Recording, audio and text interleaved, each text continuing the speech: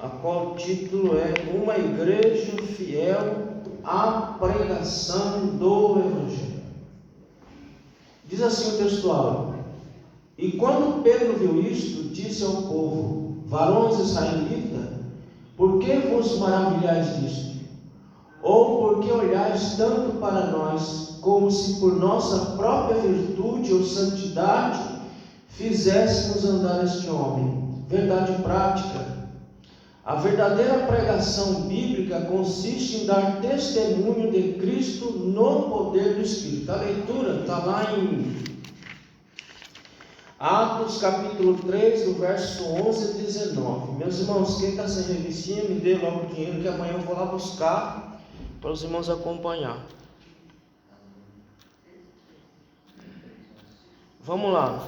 Atos capítulo 3, do verso 11 ao verso 19. Esse aqui fala da cura. E apegando-se ele. Sim, vamos lá. Pode ler. E João e todo o povo correu atônito para junto deles com o alpendre chamado de Salomão. E quando Pedro viu isto, disse ao povo: Varões israelitas, por que vos maravilhais disto? Ou por que olhais tanto para nós, como se por nossa própria virtude ou santidade fizéssemos andar este homem? Deus é Abraão. Pode ler, irmão. Ô Jefferson, abaixa um pouquinho o microfone lá, por favor. O Deus de É o nome. O nome de Isaac e de Jacó. é o 5. O Deus de nossos pais glorificou a seu filho, a quem vós entregastes, e perante a face de Pilatos negaste, tendo ele determinado que fosse solto. Mas vós negaste o santo, e o justo pediste que vos desse um homem homicida. E mataste o princípio da vida, ao qual Deus ressuscitou dos mortos, de que nós somos testemunhas. E pela fé seu nome fez o seu nome fortalecer a este que vedes e conheceis. E a fé que é por ele deu a este, na presença de todos vós, esta perfeita saúde. 17. E agora, irmãos, eu sei que o fizestes por ignorância, como também os nossos príncipes. Mas Deus assim cumpriu o que já dantes pela boca dos seus profetas havia anunciado, que o Cristo havia de padecer. Arrependei-vos, pois, e convertei-vos para que sejais afastados dos vossos pecados, e venham assim os tempos do refrigério pela presença do Senhor. Aqui, irmãos, nesse capítulo aqui, é narrado o maior milagre. O maior milagre depois do Pentecoste. Este aqui é o maior milagre. Maior do que o do Pentecoste ainda. Porque aqui, Deus, usando Pedro, prega o Evangelho e salva multidões. Então esse é o maior milagre que nós podemos ver em todo o texto, é esse aqui. O milagre da pregação. E não só o milagre da pregação, mas o milagre em que as pessoas ouvem e rendem aos pés do Senhor. E o interessante é que o cidadão estava ali já há algum tempo, pedindo esmola. Ele não queria, irmão, ele não queria cura. Ele queria dinheiro. Ele queria esmola. Ele não queria cura nenhuma. Mas Pedro e João olhando, diz: nós não temos nada, mas a gente vai te dar o que a gente tem, que é mais valioso do que dinheiro. Qual foi a ordem que Pedro deu para aquele homem? Está aí no texto aí. Vê, acho que é o versículo 10 ou o versículo 9. Ele dá uma ordem para o caboclo. Qual é a ordem que ele dá?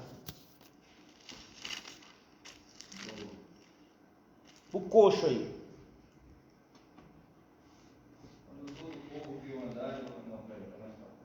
E tomando pela mão direita, ele levantou imediatamente a seus pés, e todos eles se estimaram. E Deus Santo se pôs em pé,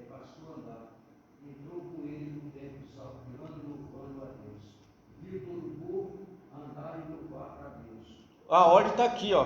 Ele mandou ele se levantar. É, no versículo 6. 7. Não, é o 7 ou o 6? 7. Segurando pela mão direita, ajudou a levantar-se imediatamente. Sim, mas olha no 6, dá uma olhada no 6. Pedro, porém, No finalzinho. Pedro, porém, lhe disse: não posso nem plantar nem outro, mas o que tem visto de novo. Em nome de Jesus Cristo Nazareno, anda. Aí, irmão, é só isso aí que a gente tem. Só isso aí que a gente tem para oferecer para o povo. A gente não tem dinheiro. A única coisa que a gente tem é, em nome de Jesus, levanta e anda. E à medida que o homem se levantou, ajudou o quê? Uma grande multidão. Irmão, a finalidade não é a cura em si. Para aquele evento se reuniu uma grande multidão. Para ouvir o quê? Para ouvir o Evangelho. E se eu não estiver errado, só nesse dia aqui foram mais quase 5.000 almas que se renderam aos pés do Senhor. Depois os irmãos leem em casa aí, mas eu acho que é isso aqui. Mais 5.000 almas se juntou ao Senhor. Por quê? Por um evento extraordinário. Qual evento? A cura do coxo. O coxo levanta, o povo sabe que ele é um aleijado, sabe que ele não anda. E de repente vê o cara andando para lá e para cá, pulando, dizendo, e se junta aquela grande multidão. E Pedro vem dar um discurso. Mas qual é o tipo de discurso que Pedro dá? É aquele discursinho xoxo, fraco, sem vida? Não. Ele já logo lança de cara: vocês são homicidas. Vocês têm que se arrepender do pecado de vocês. Agora tem um detalhe aqui importante aqui, irmãos. Pedro e João poderiam ter aproveitado aquele momento para chamar atenção para eles mesmos. Não poderia?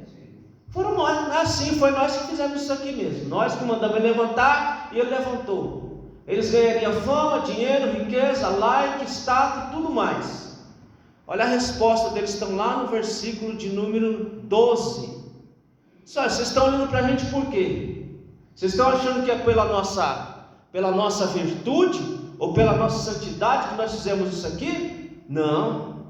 Isso aqui foi feito no poder do nosso Senhor Jesus Cristo.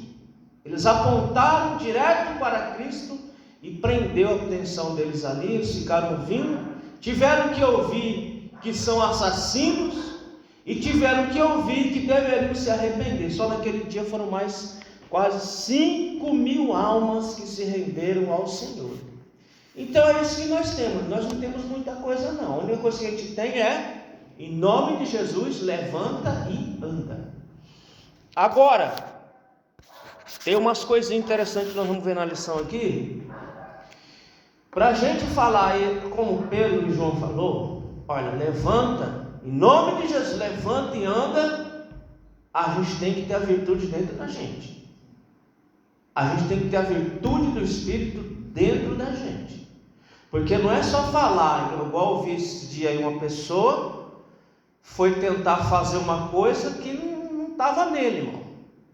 Pegou um menino todo trevado e começou a orar pelo menino, e nada do menino andar, firmar a perna, e o menino continua lá entrevado, e aquela coisa, já estava passando vergonha, e orando, aí depois para dar uma remendada na situação, é que acho que Deus não quer levantar, mas Deus vai. Não, irmão, não tem esse negócio. Deus não cura por prestação, Ele cura numa lapada só. Levanta e anda. O bicho já levantou e já se firmou e saiu andando. Agora, para dizer um trem desse, irmão, você tem que ter poder de Deus na vida. É por isso que eu sempre falo para vocês aqui: vai orar para algum doente, não prometa nada a ninguém. Amém, meus irmãos? Não chega, não, vou orar aqui, Deus vai. Não fale nada disso.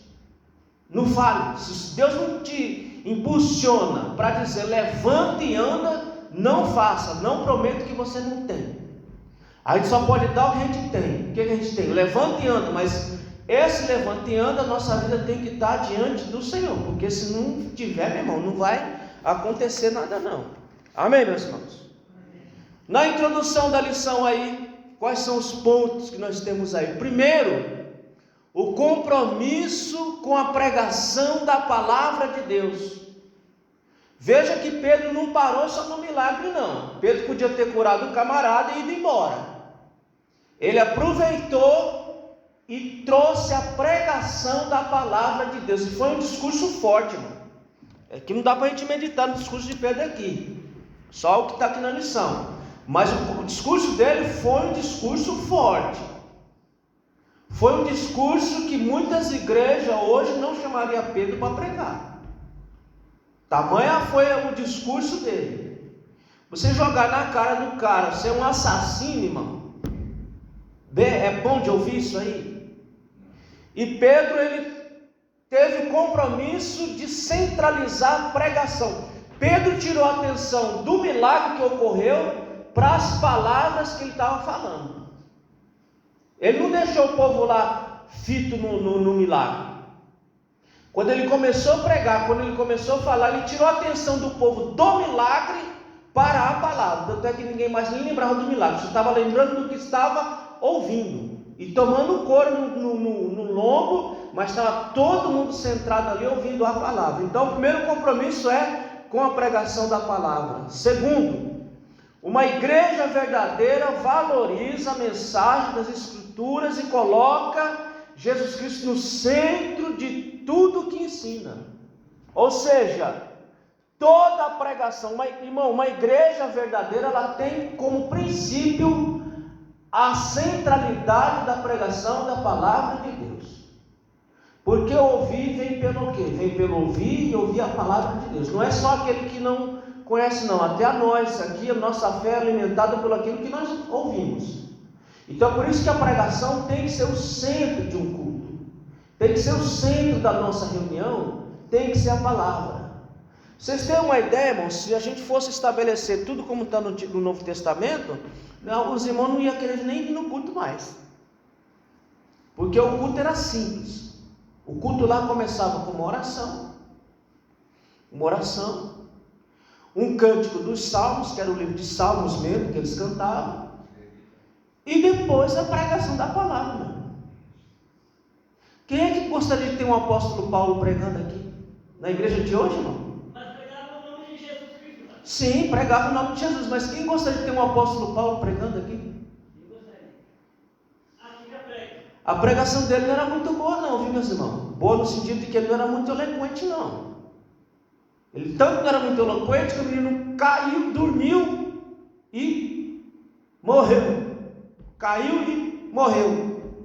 Então, por aí a gente vê que a pregação dele não era aquela coisa louca que a gente vê hoje, não. Mas eles estavam centrados sempre Cristo como centro da mensagem. Em oratória, a gente ensina o seguinte, irmão. Você tem que saber como se vestir. Você tem que saber como se vestir. Quem vai pregar ou quem vai fazer qualquer coisa, ele não pode, irmão, ser exagerado nas suas vestimentas. Ele tem que ser o máximo simples possível no seu vestir. Não estou dizendo para se vestir mal, mas se vestir simples. De maneira que a forma como você se veste não chame a atenção do seu auditório. A maneira de você falar também tem que ser simples. De maneira que seu auditório não lembre da sua verbalização no sentido de muito grito, muita coisa, muita loucura. O gestual tem que ser simples também. Você não pode ficar com muito gesto e vai para lá e vem para cá, porque senão você tira atenção. Tudo isso para quê? Para que o centro seja a pregação da palavra. O povo não tem que lembrar da sua roupa, o povo não tem que lembrar da sua voz, o povo não tem que lembrar do seu gesto. O povo tem que lembrar do que você falou. Se o povo lembrar do que você falou e não lembrar nem do seu nome, você fez seu serviço certo. Agora, se o povo sabe o seu nome, sabe a sua roupa, sabe toda a sua voz, sabe o gesto que você fez um mau serviço. Amém, meus irmãos? Então, eles colocavam Cristo como centro da mensagem bíblica. Sempre Cristo é o centro. O que alimenta a minha fé, o que alimenta a sua fé, é a pregação da palavra. Terceiro, é por meio da pregação da Bíblia que o mundo conhece a Cristo. Então, irmão, não dá para subir no púlpito ou quando você estiver evangelizando e contar a história da carochinha, contar a história da sua vida, da sua família. O que interessa para o pecador é isso aí. O que interessa para ele é conhecer Cristo pelo quê? Pela palavra também. E só pela palavra. Então eu tenho que, como diz o texto aqui, que é por meio da pregação que as pessoas conhecem Cristo. É por meio da pregação que as pessoas são edificadas em Cristo Jesus. Quarto ponto. Além disso, uma igreja bíblica prega no poder do Espírito Santo. E não estou falando essas loucuras que a gente vê não, meus irmãos. Não é essa loucura não. É pregar de maneira que as palavras suas cravem na mente das pessoas. Não é para pregar para emocionar. Nós não temos obrigação de emocionar ninguém, irmão. Quem quiser se emocionar, vai assistir um show sertanejo. Vai assistir Leonardo, vai assistir qualquer coisa. Lá você vai se emocionar demais. Você vai, do começo ao fim, você vai ficar emocionado. Nós não estamos aqui para emocionar ninguém, meus irmãos. Nós estamos aqui para pregar a palavra de Deus. A pessoa tem que chorar por reconhecer quão desgraçado ele é, quão pecador ele é. É isso que ele tem. Não é um choro de emoção. Ah, que hino lindo, olha que coisa.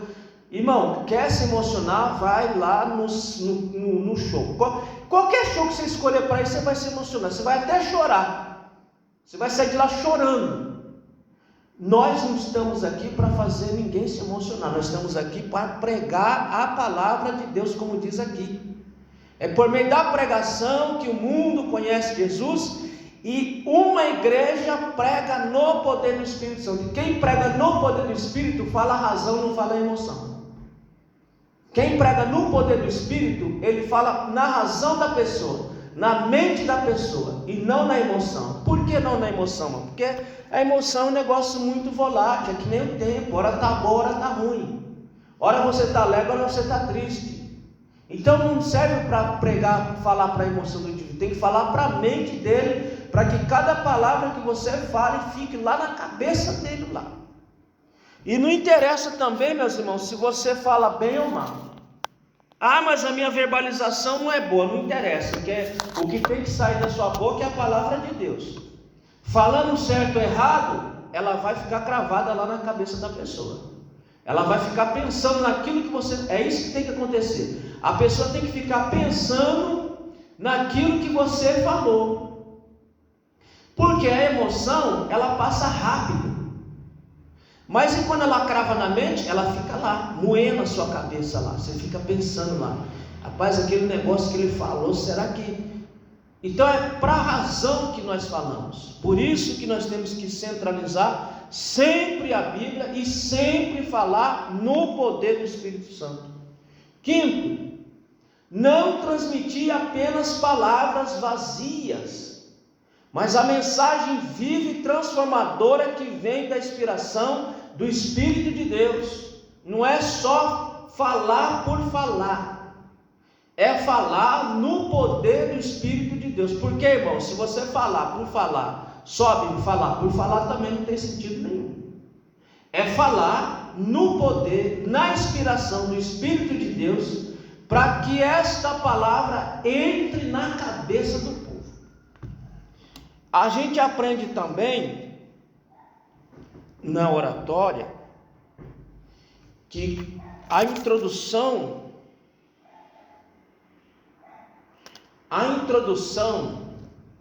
que você faz da sua fala, ela é como você lançando garras no seu ouvinte.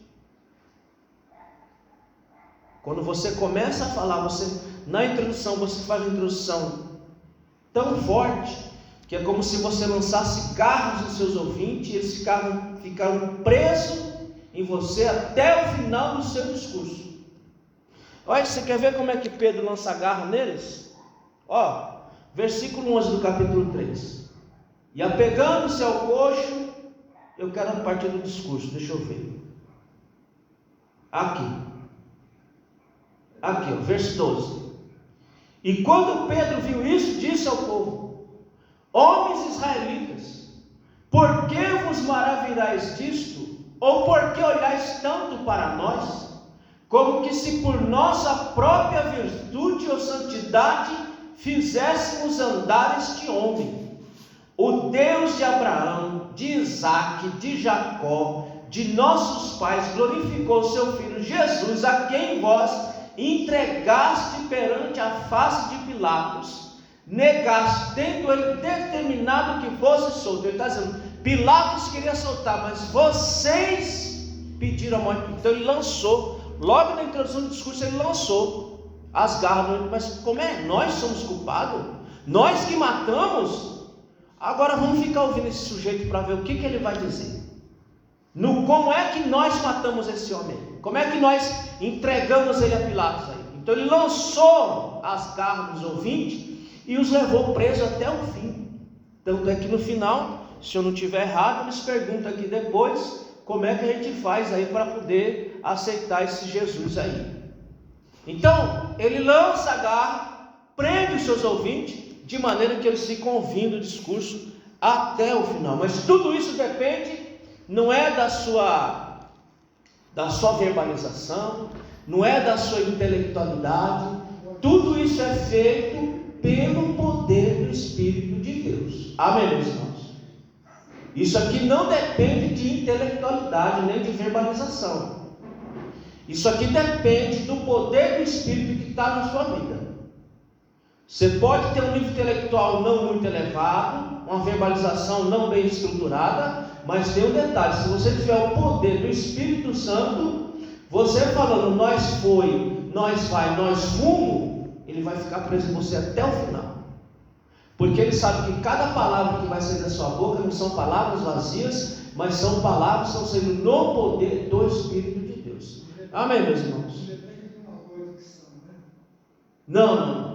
Depende do poder do Espírito Santo. Vamos aqui, sexto ponto.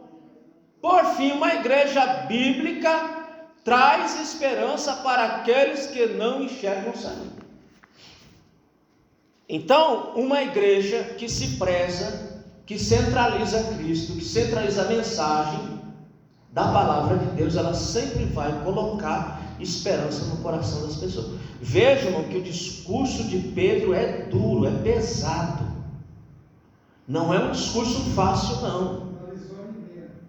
Não alisou ninguém, só que tem um detalhe: ele introduziu esperança nas pessoas com esta pregação que confrontava os judeus. Com essa pregação que confrontava os judeus, ele conseguiu introduzir esperança no coração daquela gente. E aí mais quase 3.000 almas se rendem ao Senhor, quase mais 5.000 almas se rendem ao Senhor naquele dia. Então, além disso, a igreja anuncia que há um futuro de refrigério e renovação na presença do Senhor. Há um futuro. Então, a nossa missão é centrar a pregação da palavra de Deus em Cristo e mostrar que há um refrigério e que há um futuro na presença de Deus. Um futuro imediato, aqui agora, mas um futuro vindouro. Então isso é uma igreja bíblica. Ela tem um compromisso com a palavra de Deus, ela valoriza a pregação da palavra, ela faz as pessoas conhecer Jesus pela palavra, e ela fala no poder do Espírito Santo e traz esperança para as pessoas. Isso aí tudo está na introdução da sua revistinha aí. Primeiro ponto: a igreja que prega as Escrituras.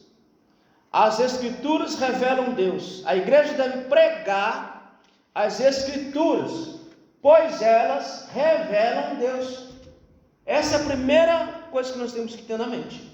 Nós temos que pregar a palavra porque é ela que revela Deus ao pecador. Não tem outra coisa. O que revela Deus ao pecador é a pregação da palavra de Deus. Segundo, a segunda pregação de Pedro registra em Atos, que está falando aqui, um grande exemplo disso. Ou seja, naquela pregação dura, Pedro está revelando Deus para um povo que se dizia que conhecia Deus, mas não conhecia Deus. Então, por aquela pregação, Pedro está revelando Deus ao seu próprio povo. A mensagem do apóstolo é completamente baseada nas Escrituras e coloca Deus no centro. Pode perceber no discurso de Pedro que ele não fica com historinha da carochinha, não. Aliás, você não vê os apóstolos falando absolutamente nada, a não ser a palavra. E quando eles falam alguma coisa pessoal da vida deles, faz conectado naquilo que a palavra fez na vida deles. Então ele baseia toda a sua mensagem na palavra de Deus e centra Cristo. Agora, irmão, eu estava até olhando. Olha aonde ele vai basear a sua mensagem. Abra rapidinho aí.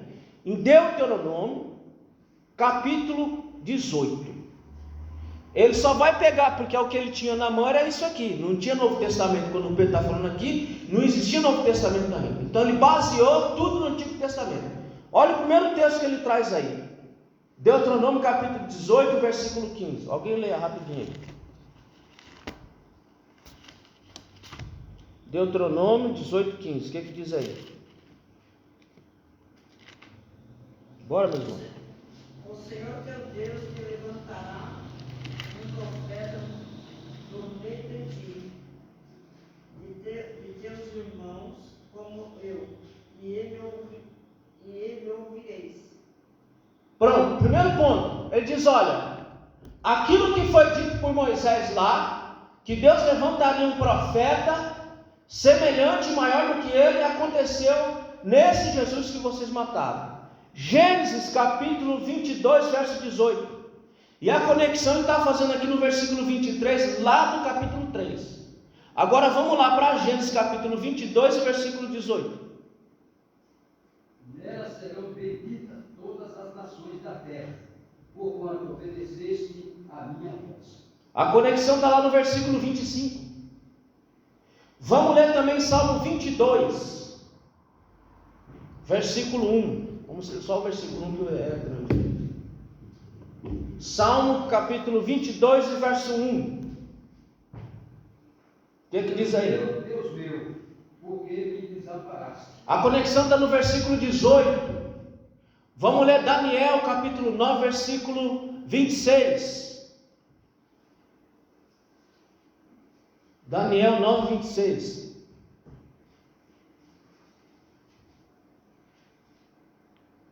O que diz aí? 9, 26, Daniel. E depois das 72 semanas será desarraigado o Messias.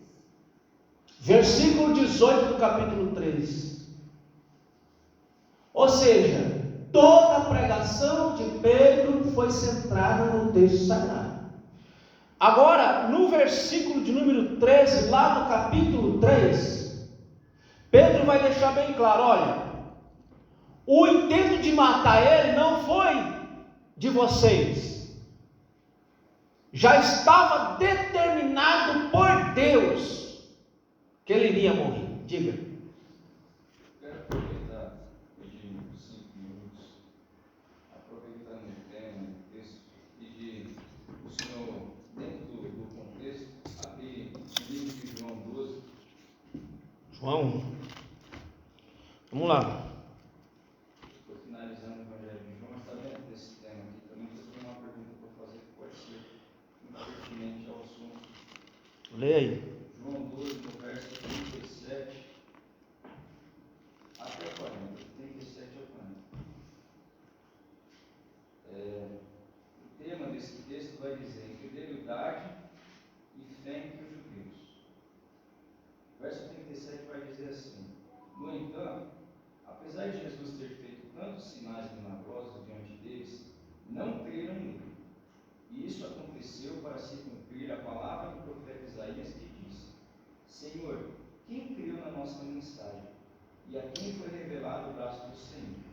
Por essa razão, eles não podiam crer, porque, como disse Isaías em outro lugar, cegou os seus olhos e endureceu-lhes o coração, para que não vejam com os olhos, nem entendam com o coração, nem se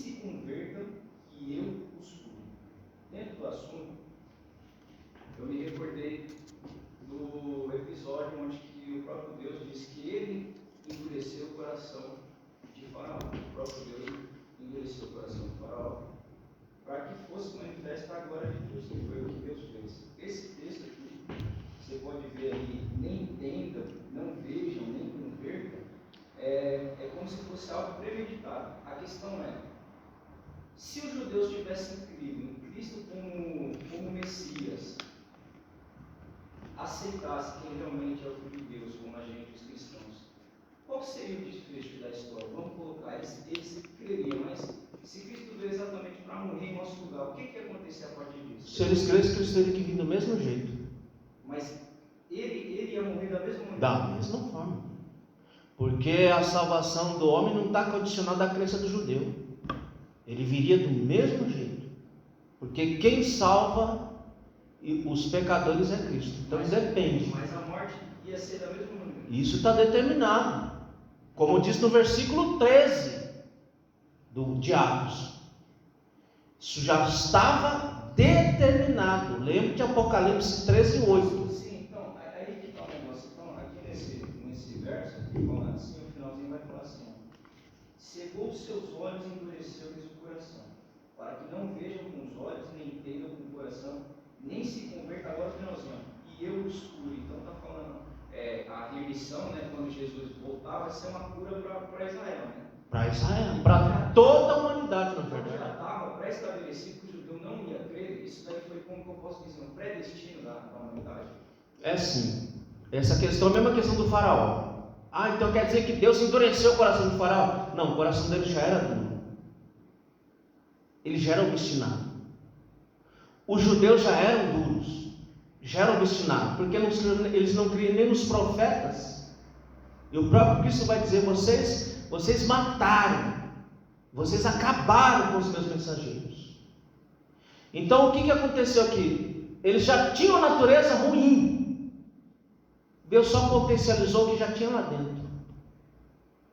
Então não é que Deus, eles eram bons e Deus não. Deus só potencializou uma natureza sanguinária e ruim que eles tinham. Porque eles eram sanguinários.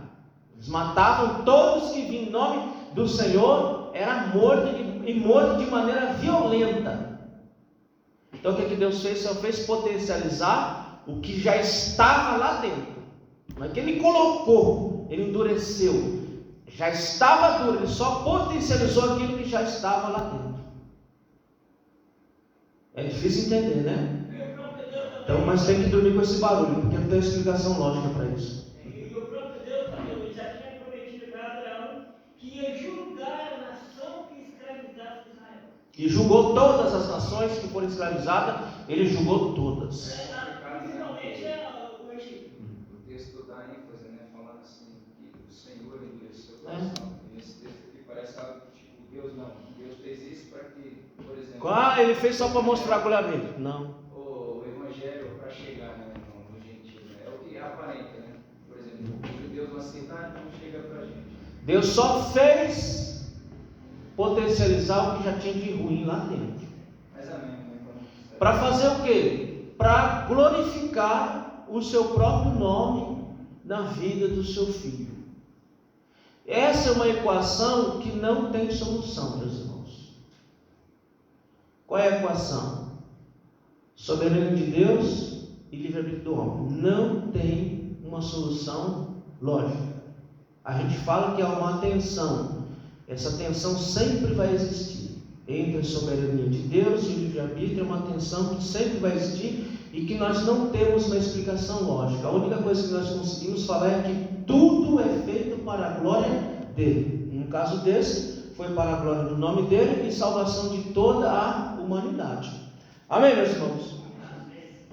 Então, voltando aqui, esse foi o discurso de Pedro, baseado todinho na palavra de Deus. Ele não ficou inventando moda, ele só fez falar da Bíblia. Segundo ponto, as Escrituras testemunham de Jesus. João capítulo 5, versículo 39, está lá dito. É as Escrituras que testificam de mim. Se vocês querem ter vida, se vocês querem ser salvos, leia, examine as Escrituras. Então, por isso que o autor, o pastor Zé Gonçalves, coloca aqui que as Escrituras testemunham de Cristo. Cristo é o centro da Bíblia. Ele é o centro da Bíblia e ele é o centro da nossa pregação. O livro-texto da igreja do século 21 é o Novo Testamento. que eu não prego muito o Antigo Testamento? Porque não tem doutrina para nós lá.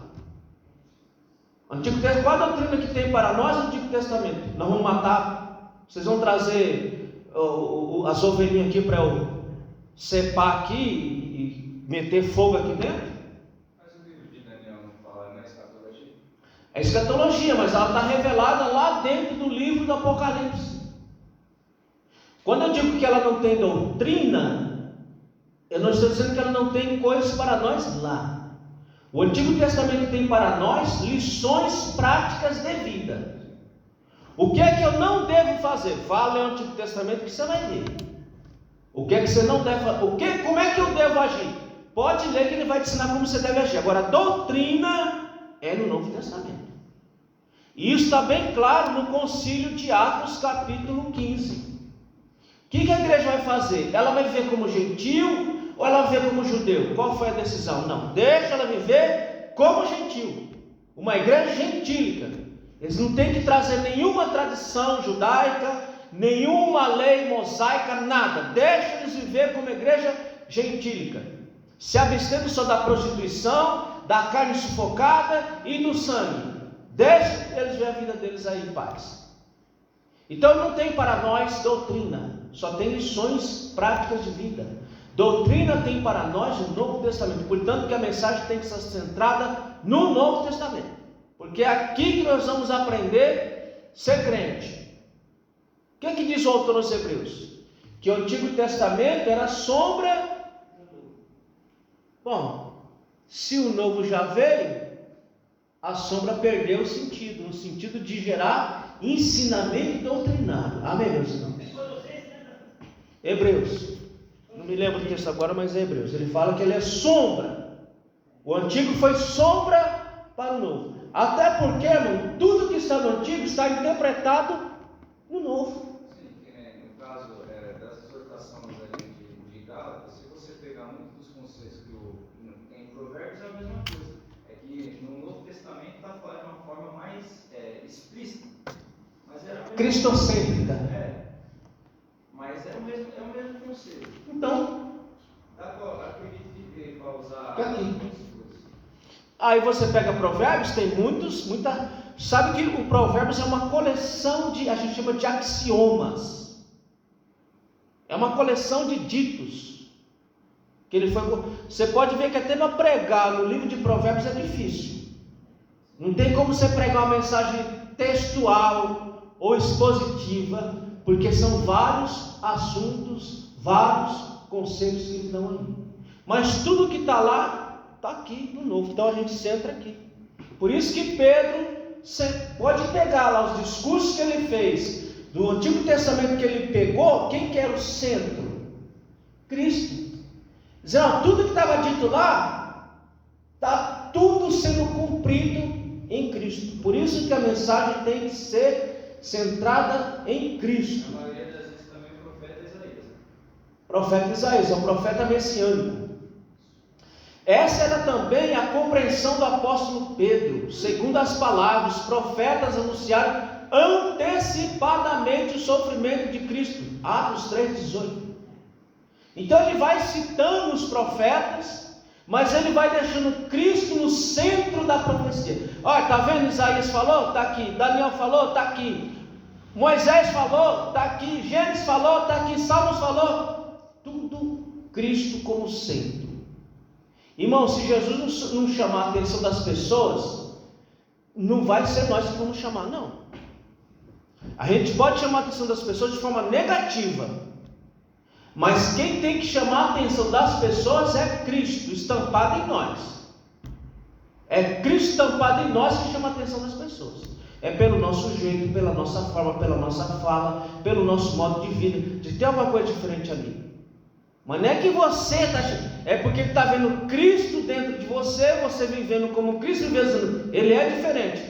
É Cristo chamando a atenção do indivíduo. Porque se não for assim, meu irmão, nada vai chamar a atenção do povo. Nada, absolutamente nada. A pregação de Pedro invocou o testemunho da Escritura para mostrar que a rejeição de Jesus e sua morte não foi por um acaso. Não aconteceu de maneira aleatória, ou foi porque os judeus quis. Não foi por acaso. Cadê onde que eu estou aqui? Já havia sido predita pelos antigos profetas. Então a morte de Jesus só foi um evento que já estava determinado que iria acontecer. Não tem conversa, ele iria acontecer. Se não fosse Pilatos, seria outro. Mas ele iria morrer para salvar a humanidade. E ele tinha que morrer exatamente como ele morreu, crucificado como um bandido da pior espécie, para remir a humanidade. Amém, meus irmãos? Amém. Então tudo que está determinado vai acontecer, não tem jeito. Terceiro, as Escrituras confrontam o pecado. Isso é pregação, meus irmãos. Não adianta eu ficar aqui. Eu vou até ler aqui que o pastor colocou aqui. A verdadeira pregação também mostra o problema do pecado e confronta. Versículo 19 do nosso texto. Não adianta eu ficar aqui, irmão, com conversinha fiada, dizendo: nossa, vocês são bons, vocês são bons, vocês são maravilhosos. Ô gente boa, ô gente maravilhosa, ô gente linda, gente maravilhosa. Daqui a pouco vocês vão ver o que vocês são. Está lá no item 3, já vocês vão ver o que vocês são. Então não adianta eu ficar aqui com conversinha. Eita, meu Deus, como vocês são lindos, gente linda, gente maravilhosa. Daqui a pouco vocês vão ver como vocês são ruins. Não sou nem ele que está falando, é a Bíblia. Aí ele põe aqui um termo, metanoia, que significa arrepender. Essa palavra, além do já conhecido sentido de arrependimento, significa também mudança de mente e mudança interior. Como é que você faz uma pessoa mudar aquilo de podre que há dentro dela, se você não confrontar ela? Se você não dizer quem ela é? Você é um pecador, você precisa se arrepender, você precisa se voltar para Jesus. Como é que você vai fazer isso? Não, gente linda, oh gente maravilhosa, olha que gente bonita. Isso é igual. Hã? Já? Ele só está repetindo. Ele veio com a palavra pesada. Ele só está repetindo. Você fala isso dentro da igreja, hoje o povo pensa que você é ignorante. Não, Pegou pesado. irmão, tem igreja que nem me chamam para pregar mais, vocês têm ideia.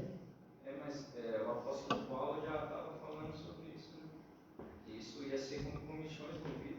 Incomodar. No final dos tempos. Incomodar. É porque se você não confrontar o pecado. Como é que você muda? Como é que você causa arrependimento, como o autor está falando aqui?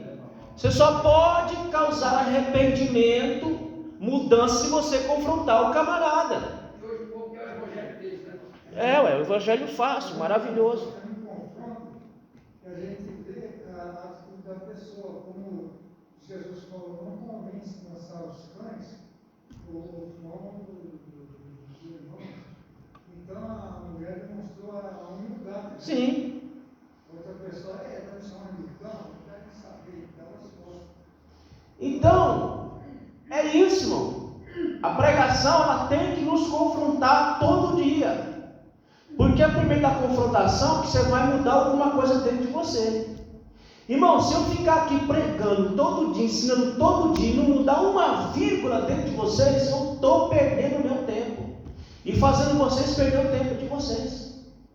Aquilo que eu falo, aquilo que ensino, tem que causar uma mudança dentro da pessoa. Se não causar, não aconteceu nada. Então o autor diz assim, especialmente no que diz a aceitação da vontade de Deus, que é o que o povo não quer fazer a vontade de Deus. O povo quer continuar no pecado, no erro. Quando você confronta, você diz, você tem que mudar essa rota aí que está errada. Então a pregação bíblica, ela vai exigir uma mudança radical dos seus ouvintes, é o que o autor coloca aqui no texto. Ponto 2. A igreja que prega no poder do Espírito. Por quê? Porque é o Espírito que capacita o mensageiro. É logo como ele começa aqui o título da missão. Não podemos esquecer de que Pedro estava cheio do Espírito Santo quando pregou a mensagem registrada em Atos 3. Isso fica evidente no uso do verbo grego, traduzido como fixar os olhos. E Pedro com João fitando os olhos nele. O estudioso Strong explica que no Novo Testamento esse termo é usado para descrever o momento de revelação. Qual a revelação? Que Deus ia curar aquele cidadão. Por meio da vida de Pedro e João. Por isso que diz, eles fitaram o olho. Eles tiveram uma revelação ali. Deus vai curar esse camarada agora. Eles não falaram aleatoriamente, chegaram lá e disseram, levanta aí o cego. Irmão, se eles não tivessem tido essa revelação, e eles tivessem falado para o coxo lá, levanta e anda em nome de Deus, ele ia ficar do mesmo jeito. A cura não é assim não, meus irmãos. Quando Deus vai agir na vida de uma pessoa, acontece a mesma coisa que aconteceu com Pedro, a mesma coisa que aconteceu com Paulo, que Paulo também usa a mesma expressão, fixar os olhos. Que eles tiveram uma revelação, Deus vai curar esse camarada agora. Aí eles falam, levanta, em nome de Jesus Cristo, levanta. E o camarada ficou em pé. Agora, se eles não têm essa revelação, eles iam ficar lá, acho que teria até lá, até hoje lá, mandando o camarada levantar e o camarada não levantar. Ia passar vergonha. Como muitos fazem isso. Isso não é, irmão, isso não é.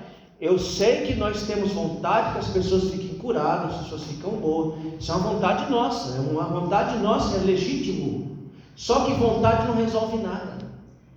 A minha vontade não resolve nada. Se Deus não me der uma revelação, olha, fala porque eu vou operar. Irmão, se ele falar isso, eu falo. Agora, se ele não falar, irmão, eu fico na minha. Vocês podem perceber que eu não prometo nada a ninguém. Mas quando eu vou orar por um doente, eu não vou, não, Jesus, eu fico quieto na minha.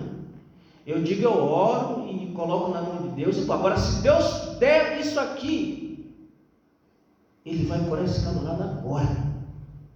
Levanta e anda em nome de pronto. Aí vai acontecer. Agora, se não acontecer, meus irmãos, não entra, não dá de besta não, que tu vai passar vergonha.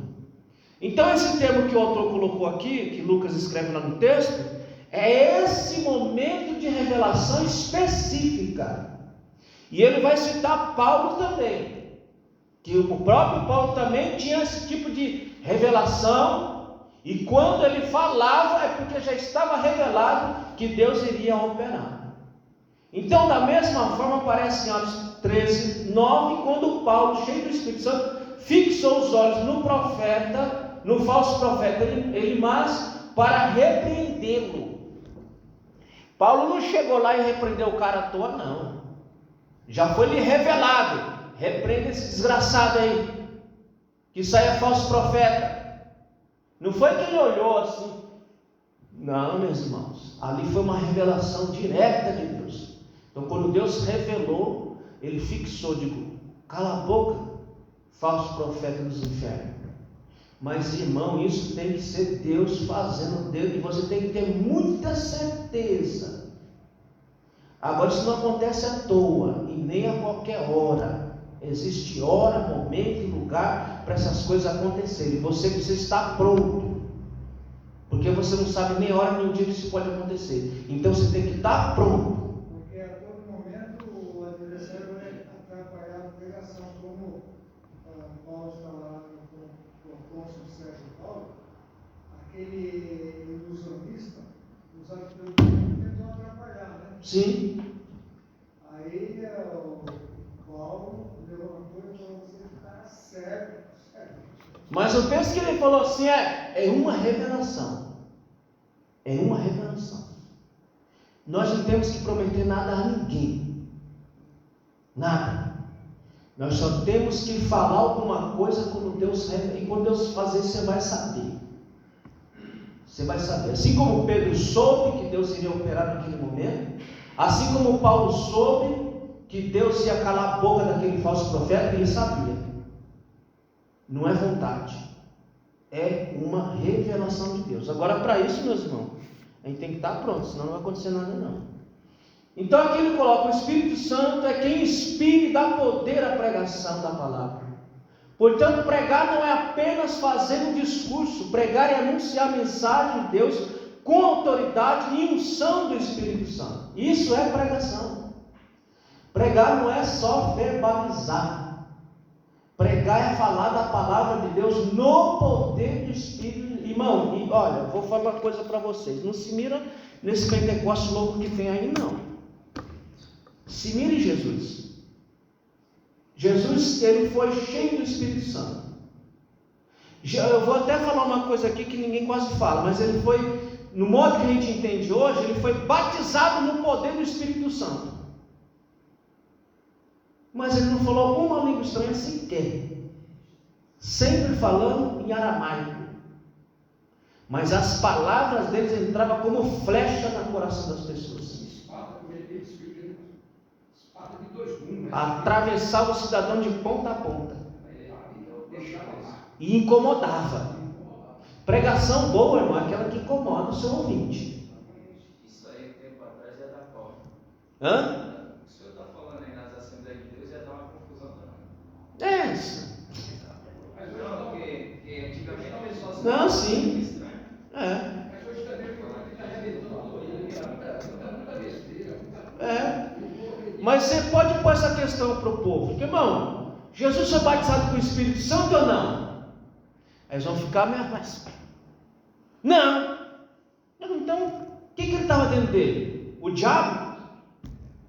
A Bíblia diz, lá em Lucas, em Atos, que ele foi cheio do Espírito. E aí Lucas faz questão de dizer lá em Atos 10:38, que ele foi cheio do Espírito e da virtude do Espírito, que é exatamente o que aconteceu lá em Atos capítulo 2, só que cada palavra que aquele homem falava, atravessava de ponta a ponta na alma humana, que incomodava. Está anulado falar em línguas? Não estou dizendo isso, não estou dizendo isso, Tem que ser bem específico. não estou dizendo isso. Sabe o que acontece? O que acontece? É difícil para a compreensão de todas as pessoas quando se trata de Jesus, porque esquece daquele versículo, que ele esvaziou-se de si mesmo.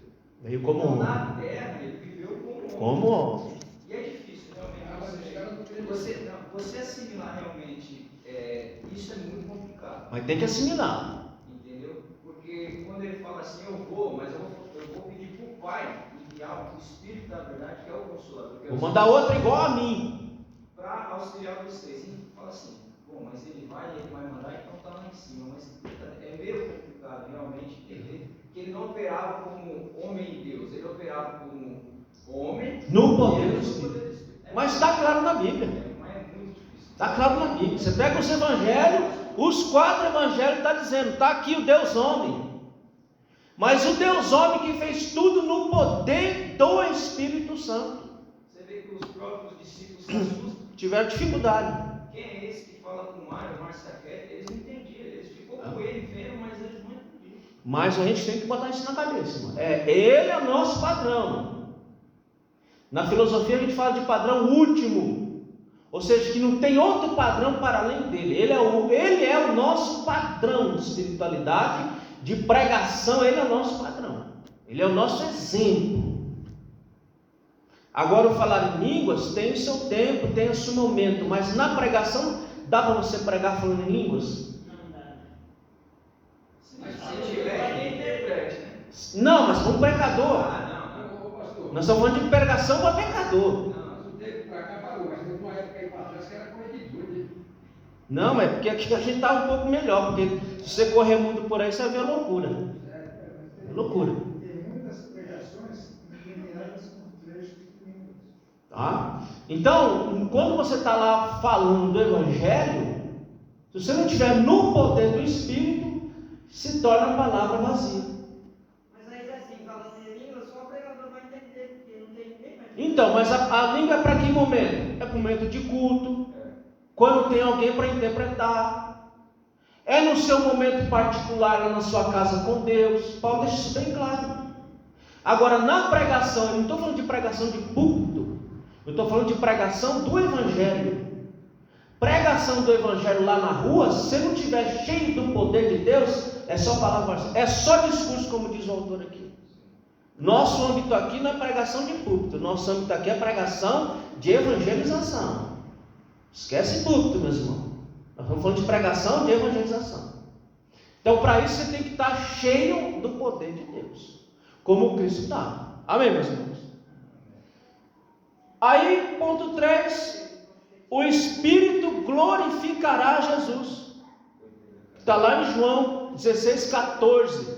Jesus diz que o Espírito glorificará glorifica lá. O Espírito nunca chama atenção para si, mas sempre aponta para... Irmão, se o Espírito Santo, que é o Espírito Santo, aponta para Cristo, não para si, como falei logo atrás, nós não temos que chamar atenção para nós, nós temos que chamar atenção para Cristo, porque o Espírito veio para isso. O Espírito veio para glorificar ao Senhor. Está lá em João 16,14. Essa é a função do Espírito, glorificar ao Senhor. E o Espírito nos usa para glorificar a Cristo. Não é chamar atenção para nós. Ele faz de nós não ser idolatrado, né? Não entendi. A gente, quando chama atenção para a pessoa passa a ser idolatrada. Sim, não é essa a proposta. Nós temos que ser, sabe o quê? Um ilustre desconhecido na pregação do Evangelho. Amém? É isso que nós temos que ser. Um ilustre desconhecido, mas um ilustre desconhecido que quando abre a boca, atravessa a pessoa de ponta a ponta.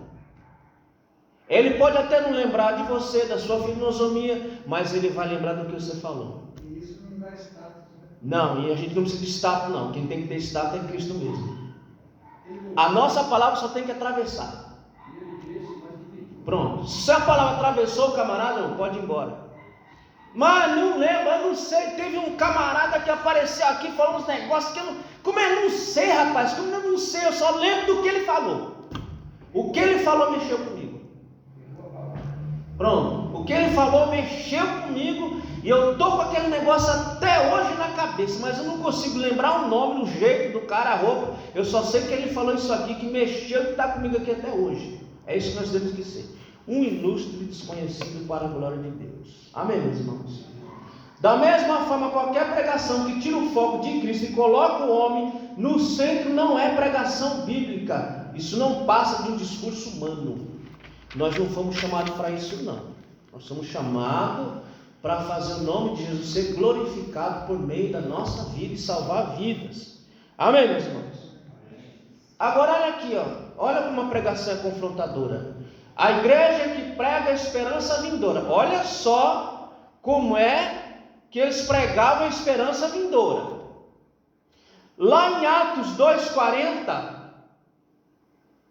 Pedro vai dizer: ô geração perversa. Veja se ele está alisando alguém, se ele está passando a mão na cabeça de alguém. Na primeira pregação, Pedro sai e diz: geração perversa, geração ruim vocês são. Vocês são ruins, vocês não prestam, vocês não valem o pão que vocês comem, geração. Irmão, quem é que quer ouvir isso aqui à noite? Você é louco, pastor? O senhor está com problema? Vai lá. Vai lá, você vai ver se não sai de lá numa maca. Na rua você vai apanhar, mas Pedro se levantou. A primeira geração perversa é vocês. Capítulo 3, verso 17. Geração ignorante. Seus ignorantes.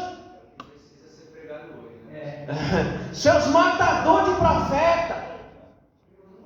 Eles falavam: vocês são matador de profeta. Terceiro, 1 Tessalonicenses 4,13, geração sem esperança. A esperança que vocês acham que vocês têm, vocês não têm esperança nenhuma. Geração ruim dos infernos. Quarto, olha só, 1 Tessalonicenses 4,5. Vocês não conhecem Deus. Irmão, você vai falar para um judeu que ele não conhece Deus, você vai ofender um judeu. Vai falar que falou para Jesus, mas isso aí está com o demônio. Como é que... Irmão, eu estou estudando um pouco mais sobre o judaísmo rabínico.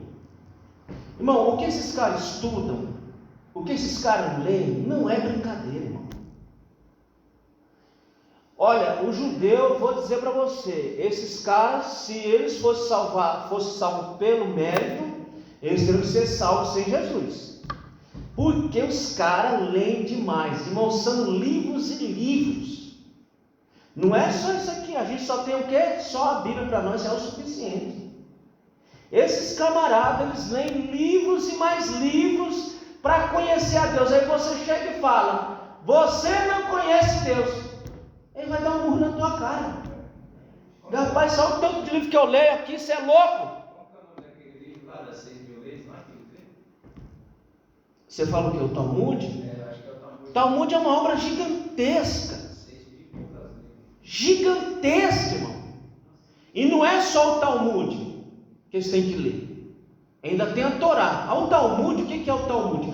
O Talmud nada mais é do que a interpretação do texto do Antigo Testamento. É um volume, irmão, monstruoso, para interpretar o que está lá dentro desse livrinho aqui. E olha que o deles é só aqui, só a parte do Antigo Testamento só. Não, novo não, novo é só a gente. Eles só leem o Novo Testamento. Mas se você for ver a literatura que foi produzido depois das interpretações, é muita coisa, irmão, é muita coisa. Aí você vai chegar e vai dizer, vocês não conhecem Deus. Você é louco, rapaz.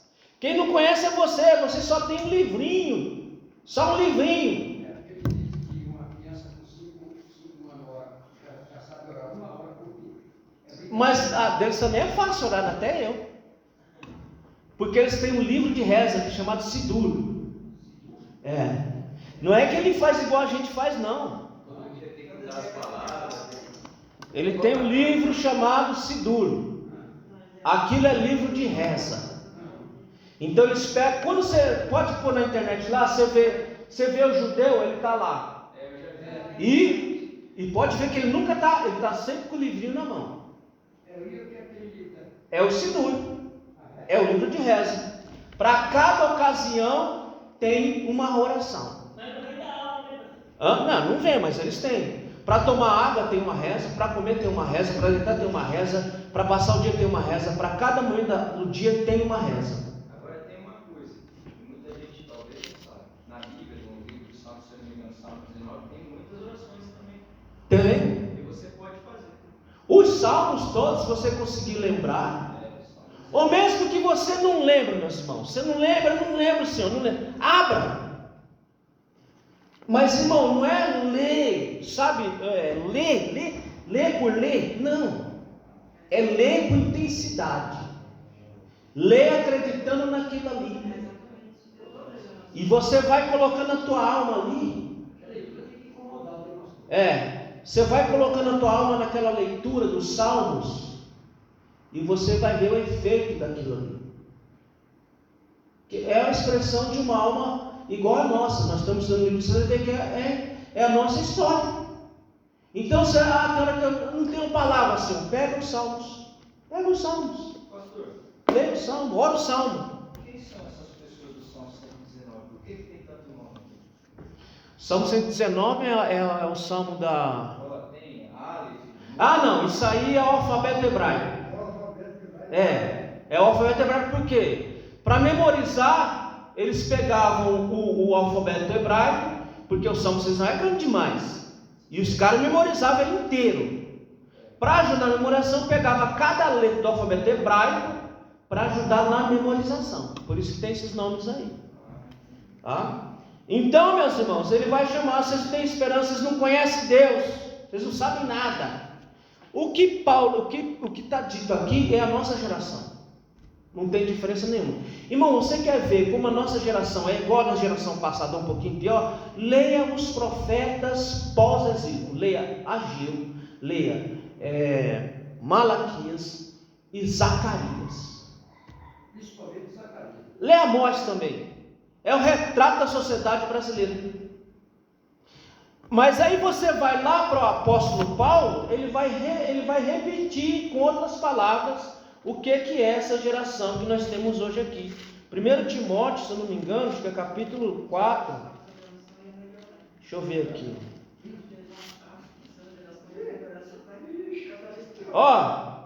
Você pega lá o capítulo 4. Deixa eu ver. Você pega o capítulo 4 de 2 Timóteo, ele vai repetir os profetas. 1 Timóteo capítulo 4 também, ele está repetindo os profetas, é a nossa geração. Então tudo que eu acabei de ler aqui, é essa geração também. Segundo, a promessa da segunda vinda. E aí Pedro conclui todo o seu discurso dizendo: olha, vocês mataram, mas ele ressuscitou ao terceiro dia, foi assunto aos céus e vai voltar para buscar a igreja. Portanto, se arrependam, geração ruim e perversa. Então ele coloca lá no versículo 19: e venham assim os tempos do refrigério pela presença do Senhor. Ele mostra, ele confronta o pecado, mas ele também dá a solução. Porque não adianta confrontar e não dar a solução. Confrontou? Agora tem a solução. A solução é Cristo na sua vida.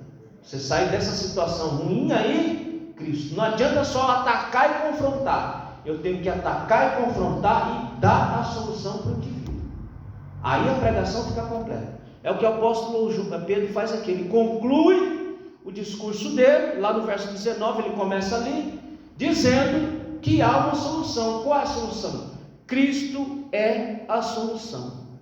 Por um lado, os ouvintes do apóstolo já podiam experimentar a bênção prometida a Abraão, que fora trazida por Jesus, o Messias. Essa bênção, portanto, já era uma realidade.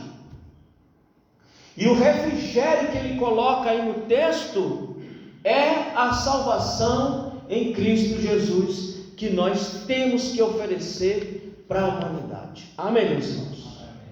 Então chegamos ao fim de mais uma lição. Nela vimos a grande importância que a pregação bíblica tem, como devemos ser fiel à exposição do Sagrado. Tem. Vou falar dessa revisão. A maioria está sem revista aqui, eu não vou responder. Mas, irmãos, isso aqui é importante, viu? O questionário. Porque quando você vai responder o questionário, você está fixando a lição na sua cabeça. Porque você vai ter que procurar as respostas e fixa a lição fica fixada na sua cabeça. Então, em que a pregação do apóstolo Pedro é baseada? A pregação do apóstolo Pedro é baseada nas Escrituras. O apóstolo usou trechos da Escritura para fundamentar sua pregação. O que a pregação de Pedro invocou? A pregação de Pedro invocou o texto das Escrituras para mostrar que a rejeição de Jesus e sua morte não foram por acaso, mas havia sido predita pelos antigos profetas. Como a expressão fixar os olhos é usada para descrever o apóstolo, a expressão fixar os olhos é usada para descrever o apóstolo em momento de revelação. O dia que isso acontecer com você, irmão, você vai saber que Deus quer operar. Mas é uma coisa forte, viu? Não é um sentimentozinho fraco, não. Sim, mas todo mundo não tem a revista aqui ainda, por isso que eu estou respondendo. Mas semana que vem, a maioria vai estar com a revista aqui já. Vocês vão ler a lição, aqui ó, a lição de número 4. Vocês vão ler e vão responder o questionário para vocês fixarem. E depois eu vou perguntar e vocês vão responder. Como podemos identificar uma pregação bíblica? Podemos identificar uma pregação não bíblica, aliás, aqui uma pregação não bíblica, quando ela tira o foco de Cristo. Se Cristo não fosse da pregação, não tem nada a ver com a Bíblia. De quem é a marca da insensibilidade espiritual? A insensibilidade espiritual é a marca daqueles que não conhecem a Deus. Então, meus irmãos, que o Senhor nos ajude e que nós preguemos o Evangelho do jeito